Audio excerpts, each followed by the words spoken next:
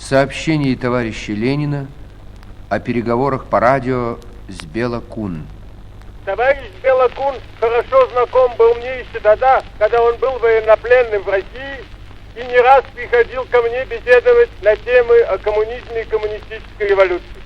Поэтому, когда пришло сообщение о венгерской коммунистической революции, и притом сообщение, подписанное товарищем Бела Кун, нам захотелось поговорить с ним и выяснить точнее, как обстояло дело с этой революцией. Первые сообщения о ней заставляли несколько опасаться, не было ли обмана со стороны так называемых социалистов или социал-предателей. Не обошли ли они коммунистов, тем более все сидели в тюрьме. И вот на другой день после первого сообщения о венгерской революции я послал радиотелеграмму в Будапешт, прося Бела Кун прийти к аппарату, задавая ему вопросы такого рода, чтобы проверить, он ли сам присутствует, и спрашивая его, какие реальные гарантии имеются относительно характера правительства, его действительной политики. Ответ, который дал товарищ Бела Кун, был вполне удовлетворительный и рассеял все наши сомнения. Оказалось, что в тюрьму к Бела Кун пришли совещаться об образовании правительства левые социалисты.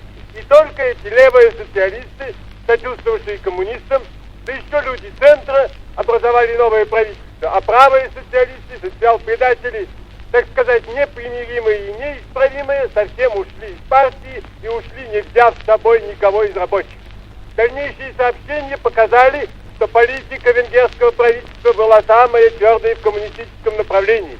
Настолько, что если мы начали с рабочего контроля и лишь постепенно переходили к социализации промышленности, то Бела Кун своим авторитетом, своей уверенностью в том, что за него стоят громадные массы, мог сразу провести закон о переходе в общественную собственность тех промышленных предприятий Венгрии, которые вели к капиталистическому.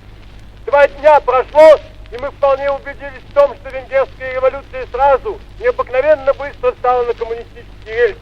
Буржуазия сама отдала власть коммунистам Венгрии. Буржуазия показала всему миру, что когда наступает тяжелый кризис, когда нация в опасности, буржуазия управлять не может, и есть только одна действительно народная, действительно любимая народом власть Советов рабочих, солдатских и крестьянских депутатов.